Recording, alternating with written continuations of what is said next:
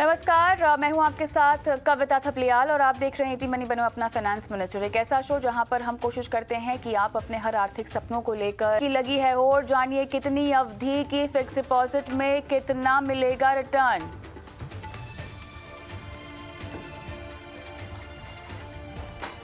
ब्याज दरों में बढ़ोतरी के बाद आपके होम और ऑटो लोन की ईएमआई कितनी बढ़ेगी, जानेंगे हमारे एक्सपर्ट से।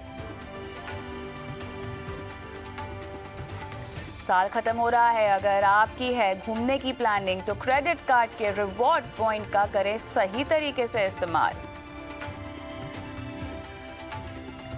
साथ ही आपको बताएंगे कैसे बनाएं एक संतुलित पोर्टफोलियो, निवेश, इंश्योरेंस और credit card, crypto currency, loan से जुड़े सवाल अगर आप हमसे पूछना चाहते हैं तो अपने सवाल ईटी मनी बनो अपना फाइनेंस मिनिस्टर को व्हाट्सएप कर सकते हैं 9619873567। जो नंबर आपकी स्क्रीन पे फ्लैश हो रहा है, इस नंबर पर हमें इंतजार रहता है आपके सवालों का।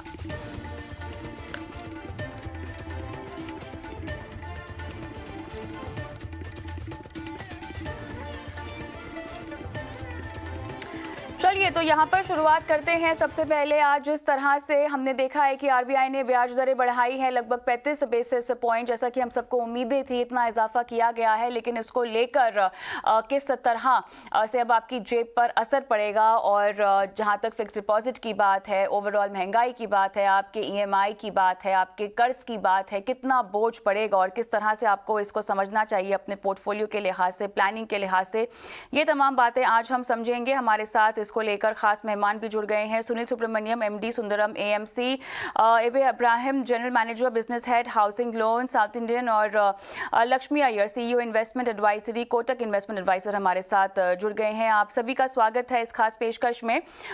मैं होम लोन की ईएमआई बढ़ने और फिक्स डिपॉजिट की दरें कितनी बढ़ेगी इसकी बारीकी में जाऊं, उससे पहले आप सभी से एक एक टेक लेना चाहूंगी किस तरह से आरबीआई की पॉलिसी और इस ब्याज दर में बढ़ोतरी को आप देखते हैं। तो लक्ष्मी बताएं, महंगाई अभी भी एक कंसर्न बना हुआ है, एक विषय बना हुआ है जिस पर पैनी नजर और अर्जुनाज आए, जैसा कि गवर्नर साहब ने भी कहा, वो बनाए तो रखी हुई है। थोड़ी राहत जरूर मिली है लेकिन एक प्रेसिंग पॉइंट अभी भी बरकरार है। जी डेफिनेटली कविता, आज की जो एक्शन जो थी, जो आरबीआई ने जो 35 बेसिस पॉइंट का बढ़ावा किया, वो तो उम्मीद के हिसाब से ही हुई है, तो उसमें कोई दिक्कत नहीं हुई है बाजार को। लेकिन अगर आप देखोगे तो जो मार्केट में एक उम्मीद थी कि शायद कुछ तो अंदाजा मिलेगा, कुछ तो लक्षण दिखाई देंगे कि आज की पॉलिसी में शायद वो आने वाले कुछ महीनों में कुछ आपको अंदाजा देंगे कि क्या वो पॉज करना चाहेंगे, क्या वो स्टांस चेंज करना चाहेंगे, या फिर थोड़ा सा कामनेस जो है, स्थिरता जो है वो लेके आने की कोशिश करेंगे। तो उन सारी जो विषय जो हम एक्सपेक्ट कर रहे थे आरबीआई पॉलिसी से, वो नहीं हुआ। तो इस वजह से थोड़ी बहुत निराशा हुई, कोई ज्यादा हद तक नहीं हुई क्योंकि ये ऑलरेडी डिस्काउंटेड था। तो आने वाले कुछ दिनों में शायद ब्याज दरें और थोड़ी बढ़ सकती है, बहुत बाजार की और शायद बैंकों की प्रोडक्ट्स की। बट ऐसा कोई, जैसे मैंने आपको बताया, उम्मीद अभी भी जारी है कि शायद आरबीआई का ये लास्ट रेट हाइक नहीं था। बिल्कुल, लास्ट रेट हाइक नहीं था और इसके बावजूद उन्होंने कहा है कि आरबीआई बिल्कुल तैयार है किसी भी तरह की दिक्कत का सामना करने के लिए, खासतौर से वो दिक्कतें जो ग्लोबल बाजारों से हमारे सामने आकर खड़ी हो सकती हैं। मैं हूँ ना सुब्रमण्यम जी, ये कहना है आरबीआई गवर्नर का। तो मुझे बताएं, महंगाई और ग्रोथ में तालमेल बिठाने में ये कितने सक्षम और सार्थक साबित हुए हैं? देखिए, वो बात बहुत मुश्किल है कहना, क्योंकि इंडिया में खास चीज क्या है ना, एक तरफ उन्होंने जो आंकड़े बताए थे उसके स्पीच में कि पीएमआई दोनों सर्विसेज और मैन्युफैक्चरिंग बहुत बेहतर बढ़ी है और ग्रोथ की वापसी दिख रही है, रूरल डिमांड की वापसी दिख रही है, अर्बन डिमांड की वापसी दिख रही है, तो अच्छे खबर दिए उन्होंने ग्रोथ के बारे में। मगर फोरकास्ट में 20 बेसिस पॉइंट्स उन्हें कम कर दिया in terms of this years growth, और नेक्स्ट ईयर के ग्रोथ में भी थोड़ी कमी। सेकेंड चीज, उन्होंने ये भी कहा कि हम रुकेंगे नहीं जब तक 4% तक इन्फ्लेशन गिरता है। और उनका ये कहना है कि 5.4 तक गिरेगा अप्रैल मई जून में, और शायद उसके बाद भी उसी लेवल पे रहेगा। तो यानी मार्केट को ये डर है कि वो 4% तक इन्फ्लेशन को घटाने के लिए क्या और भी रेट हाइक करेंगे। तो रेट हाइक से मार्केट को एक स्थिति ऐसी नहीं है कि वो संतुष्ट है, क्योंकि उनको चाहिए था कि ये एक रेट है कि उसके बाद हम ग्रोथ को सपोर्ट करेंगे, ऐसी कोई स्टेटमेंट नहीं आई। तो पहली चीज वो थी। तो मैं हूं ना, माने मैं हूं ना किसके लिए, मैं हूं ना इन्फ्लेशन को 4% तक गिराने के लिए, फॉर विच मेरे पास इंटरेस्ट रेट का टूल शामिल है। दूसरी बात ये भी है कि मार्केट को फेड और 50 या 75 बेसिस पॉइंट्स का रेट हाइक करने वाला ये मार्केट सोच रही है। और अगर करेंसी को ज्यादा दबाव नहीं देने चाहेंगे तो शायद रेट हाइक हमें भी करना पड़ेगा फेड के कारण। तो वो एक अनसर्टेनिटी आ जाती है। तो मेरे ख्याल में दिसंबर 14 या 15 फेड का जो बैठक है तब तक ये अनसर्टेनिटी रहेगी। बट वंस फेड का कुछ क्लैरिटी आ जाता है, वो क्लैरिटी हमारे मार्केट को भी आ जाएगी। तो मैं कहूंगा कि वो अगला एक आउटलुक हमें वेट करने की जरूरत है एक हफ्ते के लिए, उसके बाद शायद कुछ क्लैरिटी मिलेगी। और तीसरी बात यह है कि इंडिया में आप देखें तो हमारी इन्फ्लेशन में उन्होंने बताया कि कोर इन्फ्लेशन घट नहीं रही है। उन्होंने फूड को हटा दिया, तो 48% हमारी इन्फ्लेशन का हिस्सा है, और 15% क्रूड का जो हिस्सा है उसको भी हटा दिया, और क्योंकि बाकी का कोर इन्फ्लेशन गिर नहीं रहा है, तो उसके लिए वो कोशिश कर रहे हैं। तो ये ऐसी अनसर्टेनिटी कि उनकी गोल कुछ है, उनके मकसद कुछ है, और उसके पीछे वो जो नेसेसरी कार्रवाई है वो करेंगे। तो मार्केट को ऐसी अनसर्टेनिटी पसंद नहीं है, मार्केट को क्लैरिटी चाहिए। अगर उन्होंने कह दिया कि मैं और 50 बेसिस पॉइंट्स करूंगा उसके बाद रुकूंगा, तो फिर भी मार्केट खुश रहता। मगर ये अनसर्टेन सिचुएशन छोड़ना, मार्केट को कभी अनसर्टेनिटी पसंद नहीं होती है। चलिए, तो आप दोनों से हमने जो बड़ी बातें हैं वो तो समझ ली है, लेकिन साउथ इंडियन बैंक के इब्राहिम साहब के पास मैं जाऊं, क्योंकि इनका जो मुद्दा है वो हमें ये समझाने का है कि हमारी ईएमआई का बोझ कितना बढ़ेगा हमारे लोन पर। उससे पहले कुछ गणित यहाँ पर हम दर्शकों को दिखाना चाहते हैं। तो आप बताते हैं दर्शकों को कि इस साल जनवरी से लेकर दिसंबर तक कितना महंगा हुआ है आपका होम लोन, और ये बात हम ग्राफिक्स के जरिए दर्शकों को समझाना चाहेंगे। अगर आपने 50 लाख रुपए का होम लोन लिया है तो जनवरी में आपको लगभग लगा लीजिए 6.75% की ब्याज दर से 38,018 रुपए की ईएमआई देनी पड़ती थी। लेकिन अब अगर 50 लाख रुपए का होम लोन आप लेते हैं तो लगभग 9% की ब्याज दर के साथ आपको 44,986 रुपए ईएमआई चुकानी होगी। यानी कि जनवरी से लेकर दिसंबर तक होम लोन की ब्याज दरों में 2.25% की बढ़ोतरी हुई है, जिसके चलते 50 लाख के अमाउंट पर आपकी ईएमआई में जनवरी से लेकर अब तक लगभग 6,968 रुपए की बढ़ोतरी हो गई है।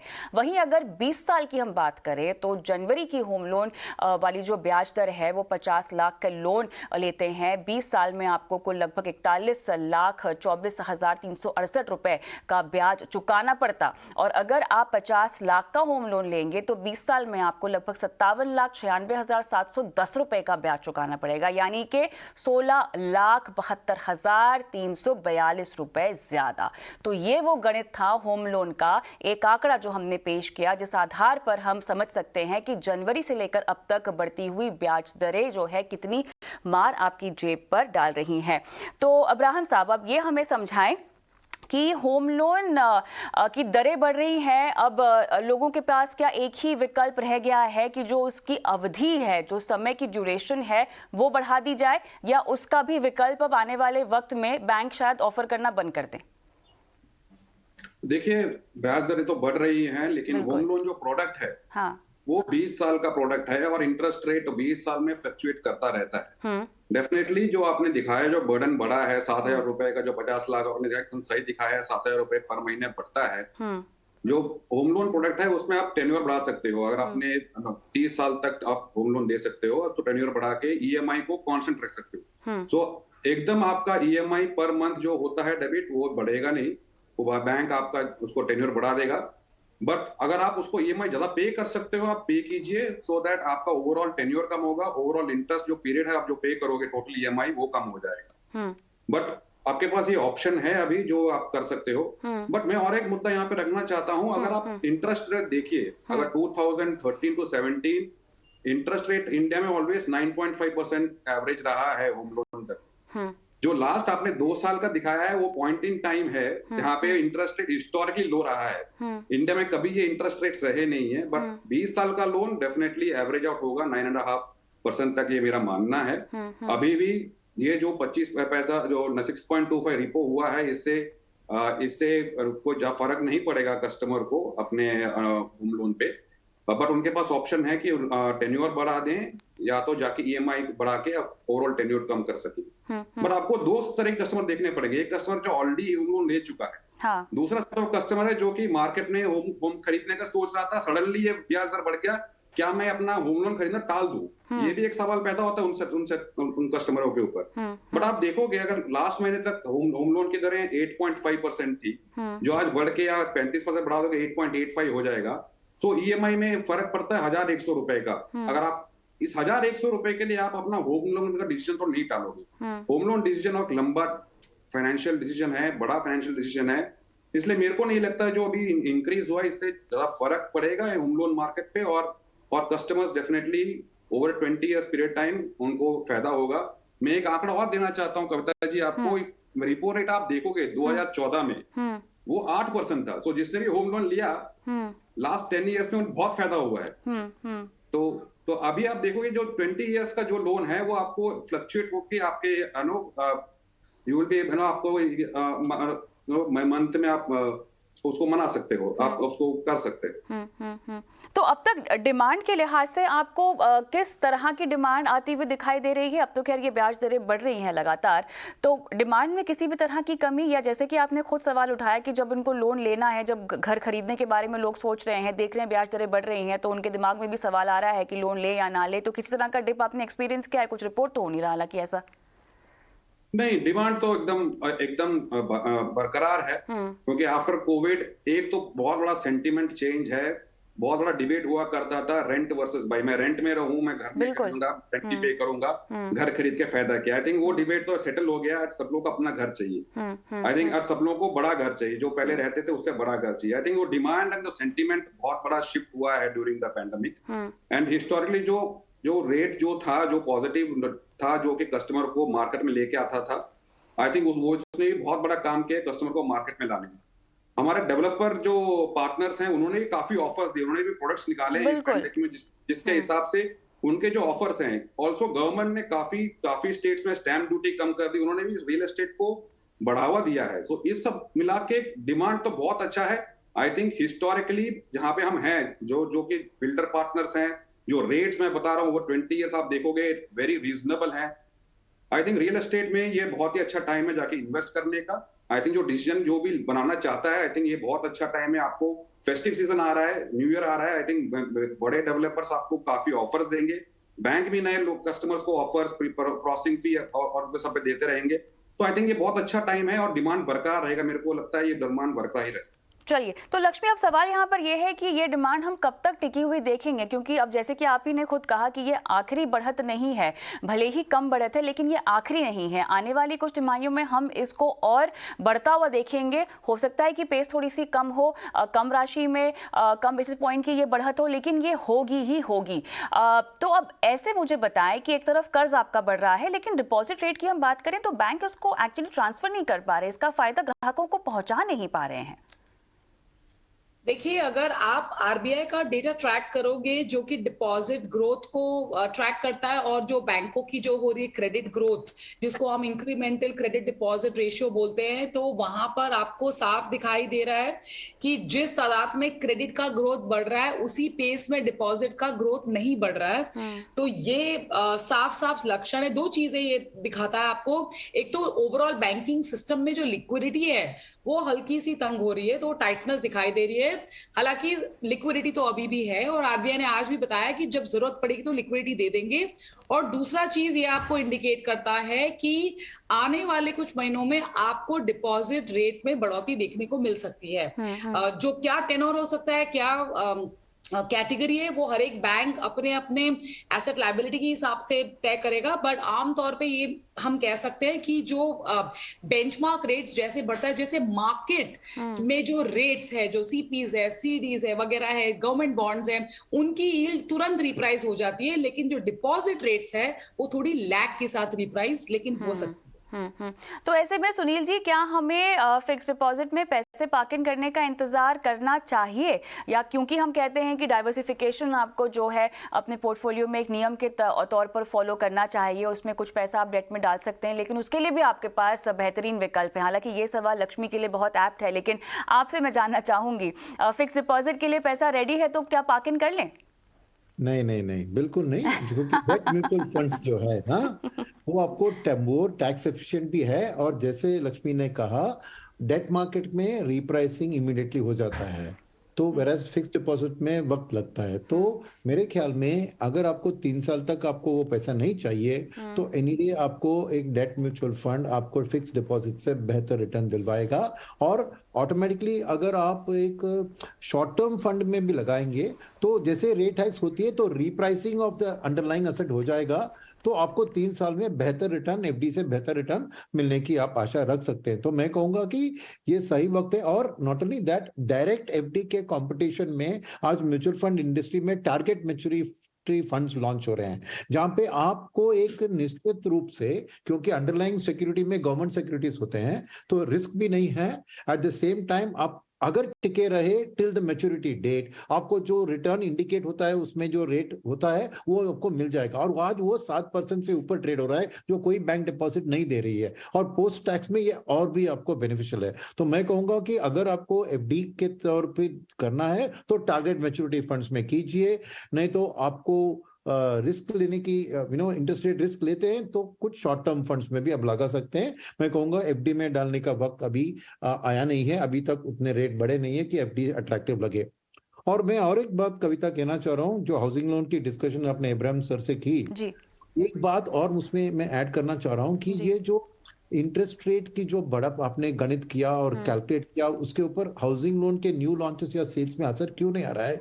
क्योंकि रेंटल्स बहुत बढ़ गए हैं। तो चाहे वो अपने घर जो रेंट दे रहा है वो रेंट बढ़ गया है, तो उसकी savings by moving to his own house, वो भी एक एडिशनल सेविंग है। सेकंड, अगर कोई दूसरा घर, तीसरा घर खरीदना चाह रहा है और ब्याज रेंट पे छोड़ना चाहिए, तो रेंटल इनकम्स बढ़ रही है, तो ये 7,000 को जो आप बता रहे हैं रेंट्स, उससे बहुत ज्यादा बढ़ गए हैं। तो अभी भी इसीलिए मैं डिमांड, हाउसिंग लोन का डिमांड घटते हुए नहीं देख रहा हूँ। इनफैक्ट 25 ईयर्स की टाइम फ्रेम में ले, प्रॉपर्टी प्राइसेस टू इनकम का रेशियो आज लोएस्ट में है। It is still very attractive to buy a house. वो मैं ऐड करना चाह रहा था इब्राहिम के आंसर में। बिल्कुल। तो इब्राहिम जी, आप क्योंकि हमारे साथ हैं, दर्शक आपको सुन भी रहे हैं, कोई नुस्खा बताइए ना, बेस्ट रेट आपको कैसे, इसका चयन कैसे करना चाहिए? देखिए, रेट तो एक पॉइंट है। रेट पे आप अपना home loan financial decision just rate पे नहीं कर सकते। ओके। ये बहुत बड़ा फाइनेंशियल डिसीजन है। आपको इस पे आपका फर्स्ट कॉर्पस देखना पड़ेगा, आपका डाउन पेमेंट का कॉर्पस आपका बना है कि नहीं बना है बिफोर डूइंग दैट। सेकंड, आपको चूज करना पड़ेगा locality and the kind of house. आपको जैसा घर चाहिए वैसा घर आप किस लोकेलिटी में खरीदना चाहते हैं वो आपको डिस्कस करना पड़ेगा। कौन सा डेवलपर और कैसा लोग वो आपको सही समय पे ये सब दे दे, जो एमिनिटीज जो कही जा रही है वो सब आपको मिल जाए।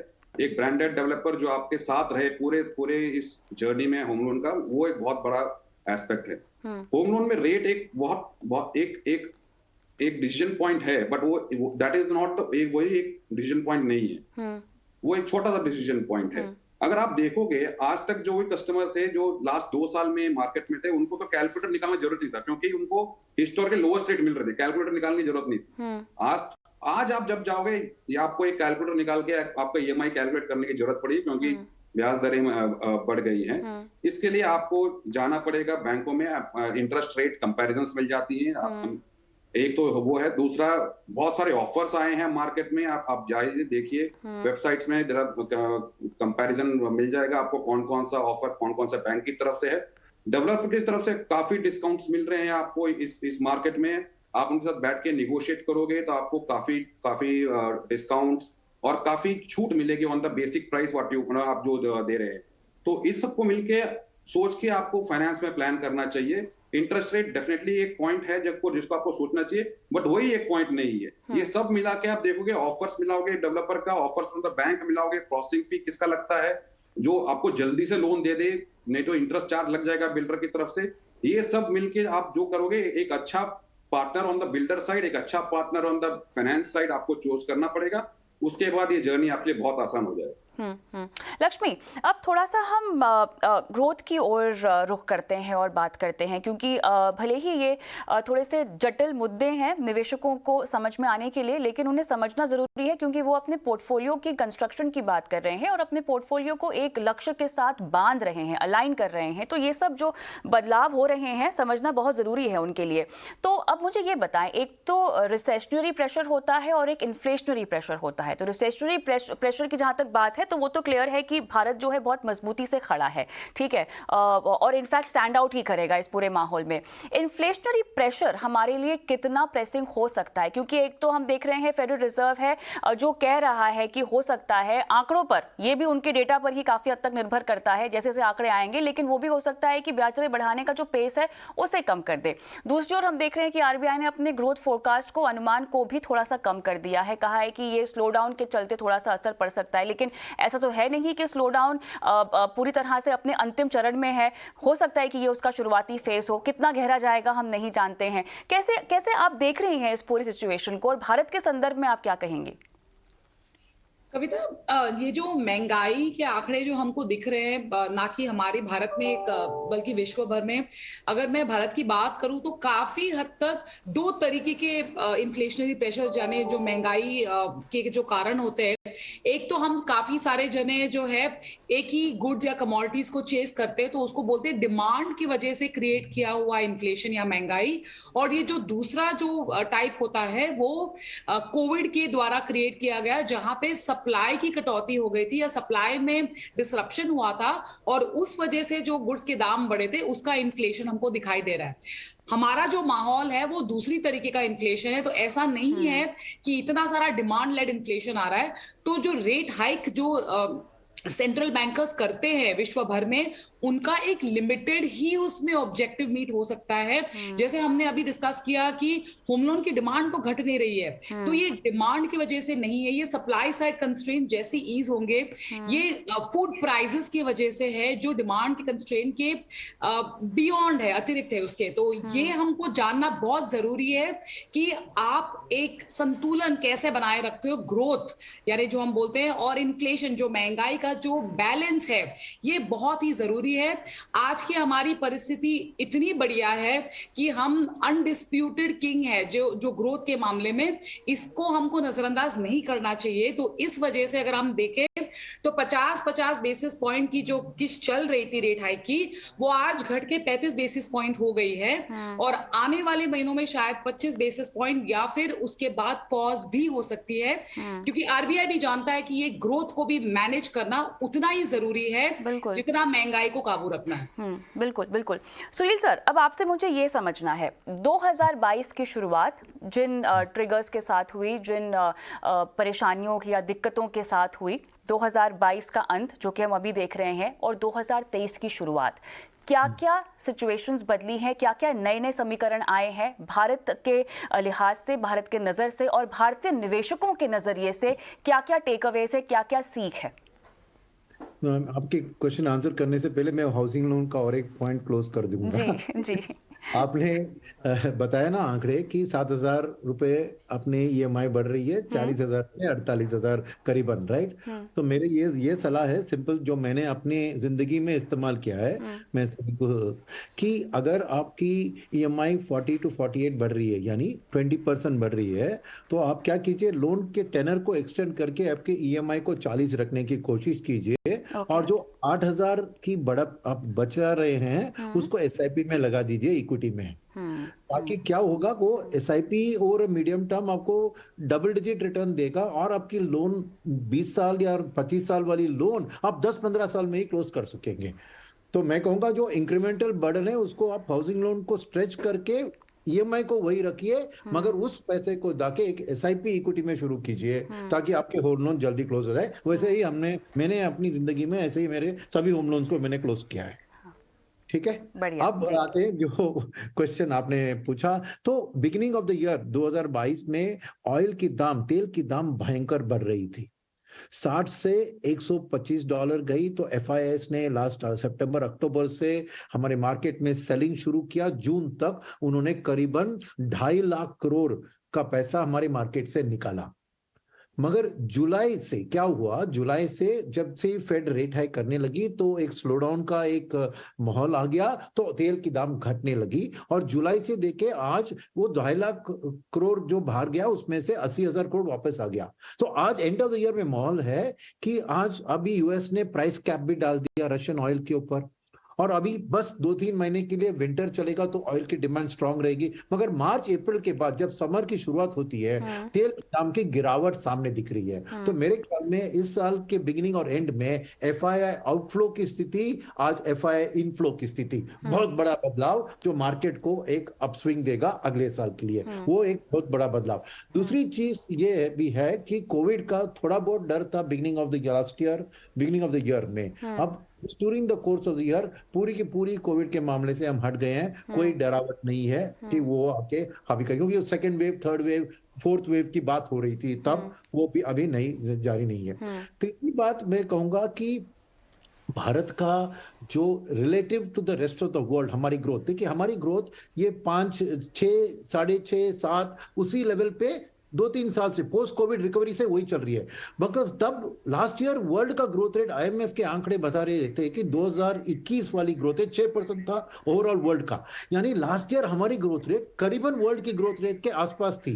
मगर 2023 में वर्ल्ड की ग्रोथ रेट 2% तक गिरने वाली है, बट हमारी 6% में रहने वाली है।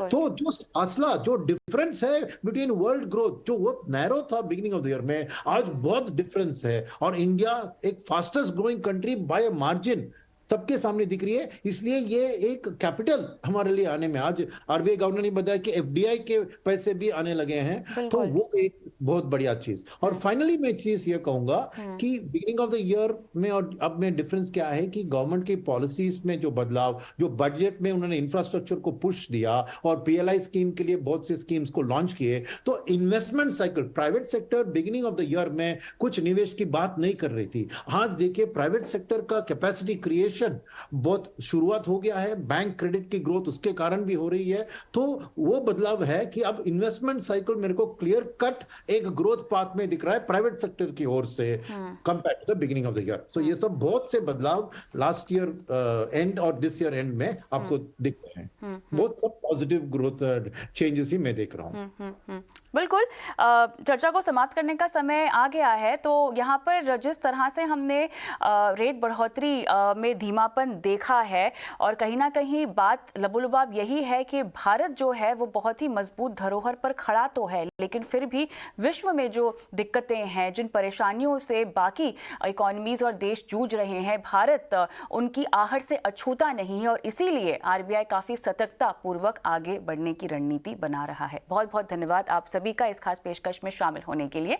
और ईटी मनी बनो अपना फाइनेंस मिनिस्टर में इस वक्त हम लेंगे एक छोटा सा ब्रेक के बाद आपको बताएंगे कि अब की बार अगर अपना ट्रैवल प्लान कर रहे हैं, सैर सपाटे की आपकी कोई प्लानिंग है, तो कैसे अपने क्रेडिट कार्ड के रिवॉर्ड पॉइंट्स का आपको सही तरीके से इस्तेमाल करना चाहिए, और साथ ही दर्शकों के सवालों के जवाब भी देंगे। लेकिन अगर आप भी वो दर्शक हैं जो हम तक पहुंचना चाहते हैं, अपने सवाल हमसे पूछना चाहते हैं, अपनी प्लानिंग लाइव हमारे शो पर हमारे पैनलिस्टों से करवाना चाहते हैं, एक नंबर आपकी स्क्रीन पर हम पेश कर रहे हैं। ये हमारा व्हाट्सएप नंबर है। इस नंबर पर हमें इंतजार होता है आपके सवालों का। हम कराते हैं आपकी फाइनेंशियल प्लानिंग हमारे एक्सपर्ट फाइनेंशियल प्लानर्स के जरिए। रुकते हैं एक ब्रेक के लिए, मिलती हूँ आपको ब्रेक के बाद।